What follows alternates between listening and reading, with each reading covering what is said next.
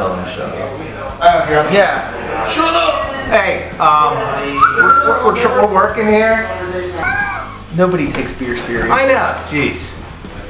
You know, how do the two of you both feel about this like craft beer, you know, explosion? I didn't even know it exploded until I was, you know, Sean and I were ready to start kind of like opening a business. We've been drinking beer and going to breweries and kind of just engulfed in it, and been home brewing, and we were just kind of in our own world doing our thing. We were heavy in the music. We were playing tons of music, and brewing was more of a back burner thing. And then kind of things slowly started to kind of flip-flop a little bit, and we got more into brewing, and the music went a bit more on the back burner. And but you know, as we sit right now, the beer industry, I think it's great. I think that if you have a good product and you have a good business plan and a good vision, you'll be fine, just like any other business. Yeah. So, what kind of music were you playing? I mean, I'm a rock and roller by heart, but I mean, I played jazz band in high school, concert band. I moved to Texas for a short stint 10 years ago or so, and I played some music down there, and I learned how to shuffle, and I learned how to play some country. So I'm pretty well rounded. I can play some funky stuff, some rock and roll. Do you still play? Yeah, I play in my basement and I sing in the shower. But you know, I'm as good once as ever was. Nice. It's like, what's his name said? Kenny Chesney or something. I would have no idea what Kenny Chesney said. I don't either. It was just a good guess. Yeah, going back to the craft beer thing, I know it's been fun seeing it explode. There's been a rich history, especially of German brewing in this area. I come from Venango County, and there were a lot of pre-Prohibition era breweries in that little town, Franklin, Oil City area. And I remember I lived in Buffalo, late 90s, and that's when I really started getting into it. You know, Pete's was big back then, Pete's Wicked Ale, and I think they've gone by the wayside since then. And I moved back to this little town, and I remember when I went back to Buffalo, when I lived up there, the Ellicottville, I think, was just starting out, and you started hearing about them, and they're huge now, but moved back to Franklin, and there's nothing. You know, you're lucky if you can get, you know, decent import, and then just slowly you start seeing it snowball, and these breweries start popping up. Happened to be working in Slippery Rock when North Country opened up, and look at them now. I mean, you guys have a really good relationship with them. It's an excellent brewery, great people.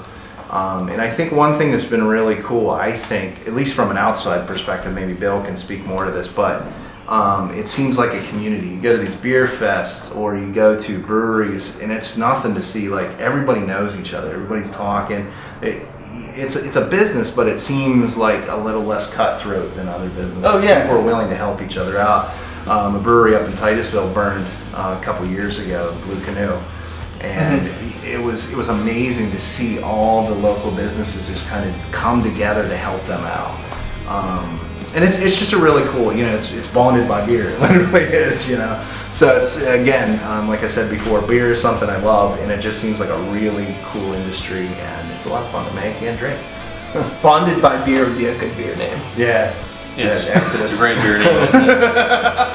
And he's absolutely right, because in my opinion, I feel like other industries need to take notice of how that works, because some people think that if you have a brewery in a town, and then maybe one more pops up, and then another pops up, that they think that's bad. But it's actually the opposite. You know, it's if somebody comes to visit one brewery, they're going to visit both, or three, or whatever's in the town, because you know there's lots of people that want to hit them all. Yeah. I live really close to Dancing Gnome, and me and my girlfriend just went on a whim one night, and there was actually people that I knew from Helltown and Apis there, and they were just hanging out drinking. I was like, oh, hi friends. Like everybody was just there, just hanging out, Yeah. and it's not uncommon to go to a brewery and to run to somebody that I know Yep. that either is from another brewery or works in a brew pub somewhere in the city. Like just over the past year with being involved in Brewtal, I've met all these people, and now I see them all the fucking time if I'm out at a bar or a brewery. It's nothing to, like, I'm from kind of,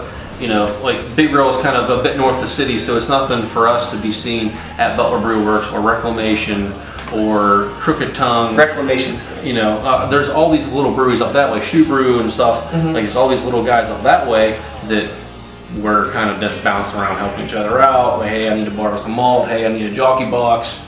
Yeah. What, you know, whatever. What do you need, buddy? You know, let's make it happen. As long as it is an InBev. Fuck InBev. So, sorry, that's what comes from me. They're a sponsor of the event. Oh, they are? No. I was gonna say I might have to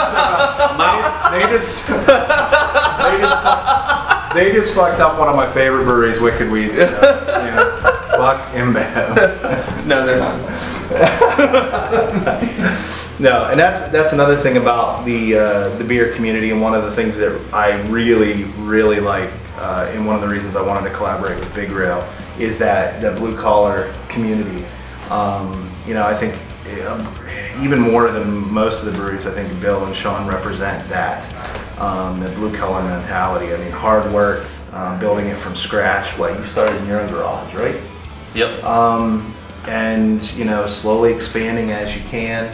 That ethic, and it's very similar to, I think, Argus. I've been involved in Argus since day one, and that's how we built the band. We never, you know, bigger guys have come calling to get a bass string. My sister-in-law bought this for me.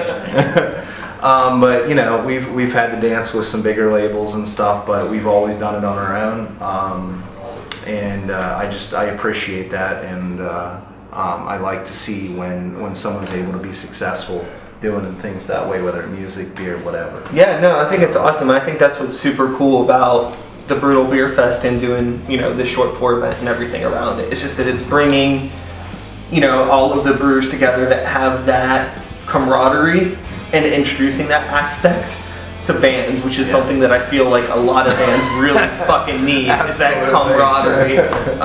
You know, I mean, luckily with, you know, the bands that are involved in Brewtal, it's not so much an issue, but, you know, I hope everybody could take note that, you know, it's not that hard to be friends and be cool with people. I've been playing drums for about 25 years, and that is something I totally agree with.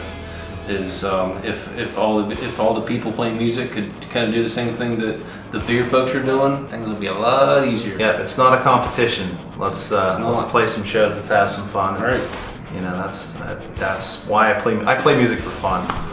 You know, I brew beer for fun. It's the whole point. That's right.